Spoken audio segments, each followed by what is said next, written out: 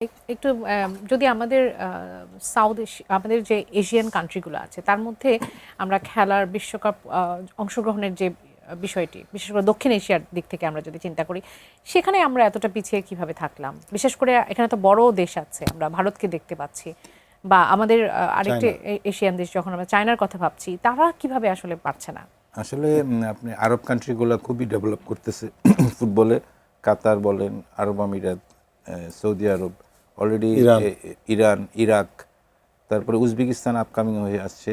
তো চায়নার এত বড় দেশ, ইন্ডিয়াও অনেক বড় দেশ, তারাই পারছে না। আমরা তো অনেক ক্ষেত্রে আসলে অনেক সফল, কিন্তু এই ফুটবলের ক্ষেত্রে গিয়ে কেন খামি খাচ্ছে? এটা আসলে ওদের দেশের ব্যাপার, আমাদের দেশের ব্যাপার, আমরা বুঝতেছি, ওদেরটা ওরা বুঝতে পারবে। বাট অনেক কম্পিটিশন হয়ে গেছে। বিশেষ করে আপনার উজবেকিস্তান যেভাবে ইমপ্রুভ করছে ফুটবলে, তারা যেভাবে আগায় গেছে ফুটবলে, সেটা চিন্তার বাইরে। তাদের দেশের প্লেয়ার ম্যাক্সিমাম ইউরোপিয়ান লিগে খেলছে, পাশাপাশি আন্ডার এইজ প্লেয়াররাও ইউরোপিয়ান ক্লাবগুলো কিনে নিচ্ছে। তো তাদের ফুটবলের যেভাবে তারা এগোচ্ছে, আমার মনে হয় উজবেকিস্তানেরকে ফলো করা উচিত বাংলাদেশের।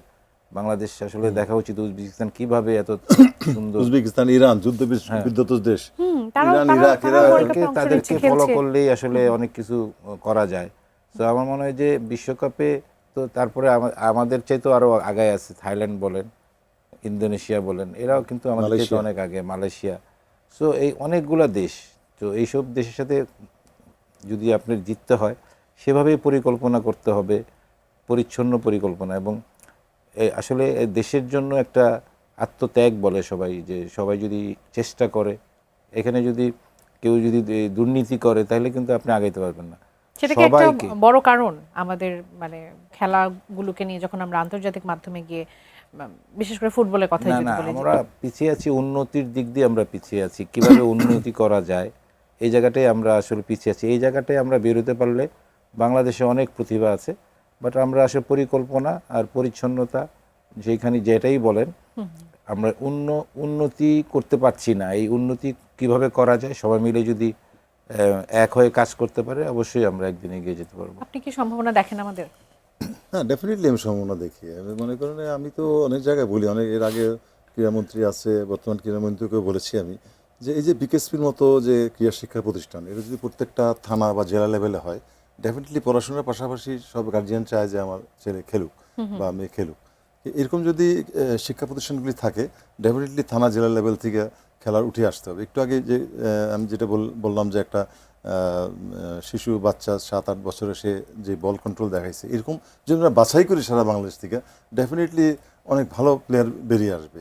যেমন মেসিকে পিক করছে কেমনে, মেসির খেলা দেখে, সে তো অনেক কত বয়স ছিল সময়, 8 বছর বা 9 বছর, তো খেলা দেখে বলছে যে আরে বাপ, যে আমি কর্মকর্তা তার খেলাটা দেখছে, তার পায়ের কাজ দেখে বলছে সে তো টপ প্লেয়ার হইতে পারবে এক সময়। ঠিক আছে, তাকে আমি চিকিৎসা করাই, তাকে আমি পৃষ্ঠপোষকতা করি। তো এই যে এরকম এইভাবে বাছাই করতে হবে। এই যে আপনি চায়নার কথা বললেন, চায়নাতে আমি নিজে অনেকবার তো ভিজিট করছি। ওখানে কিন্তু মানে ফুটবল থেকে ওরা ওই যে রাগবি খেলে বেশি, ফুটবল মানে হচ্ছে রাগবির উপরে খুব বেশি, তারপর বেসবল, মানে একটা দেশে একরকম ইয়ে। তো এখানে দেখা যাচ্ছে যে ওরা ফুটবলের প্রতি আকর্ষণটা কম। এইটাও একটা কারণ হইতে পারে, এত বড় দেশ। তবে ইন্ডিয়াতে মোটামুটি ফুটবল পপুলার হইলেও সব জায়গায় না, ওই কেরালার সাইডে, তারপরে কলকাতার সাইডে, এগুলি কিছু কিছু প্লেস আছে, সেইখানে সারা দেশ থেকে তারা যদি বেশি ক্রিকেটকে ফোকাস করে বেশি, এবং ক্রিকেট সবাই মানে স্কুল কলেজ সবাই হলে ক্রিকেট বেশি ইয়ে করে, যে কারণে সেখান থেকে ফুটবলার বের করে নিয়ে আসা। আর নেক্সট টাইম মনে হয় ওয়ার্ল্ড কাপ হবে ইন্ডিয়াতে, তারা স্বাগতিক হিসেবে কী করে জানি না, তবে খুব একটা ভালো করতে পারবে বলে আমার মনে হয় না, কারণ তারা তো ওই লেভেলে। কি এরকম হয়েছে যে ক্রিকেটকে প্রাধান্য দিতে গিয়ে ফুটবল পিছিয়ে পড়ছে নাকি? এটা তো একসময় যখন 90 দশকের শেষে আমরা যখন রিটায়ার করলাম, তখন তো আমাদের পরবর্তী প্রজন্ম তারা তো একটু কিছুদিন টেনে নিয়ে গেছিলো। কিন্তু ওই 2000 সালের পর থেকে দেখা গেছে যখন ক্রিকেটটা ফোকাস হইলো, তারা যখন টেস্ট স্ট্যাটাস পেলো, বিভিন্ন ওই যে ইন্ডিয়ারে হারাইলো, পাকিস্তানে হারায়, হঠাৎ করে ক্রিকেট উঠে গেল। তখন ইয়াং জেনারেশন আসলে পুরো ক্রিকেটের দিকে ঝুঁকে গেছে। তখন স্টেডিয়ামে তো লোকই হইতো না, ফুটবল খেলার কোনো লোক নাই, ক্রিকেট স্টেডিয়াম ভরে যেত মানুষে। এইটাও একটা এফেক্ট হয়েছে ফুটবলের উপর, যে দীর্ঘদিন ফুটবলটা পিছিয়ে গেছে তারপরের থেকে। এই হলো অবস্থা আর কি। এখন আমাদের গ্রাসরুট লেভেল থেকে যতদিন খেলোয়াড় তৈরি না করতে পারবো, ডেফিনেটলি আমাদের শুধু ফুটবলই না, মানে কোনো খেলাই আমরা উন্নতি করতে পারবো না।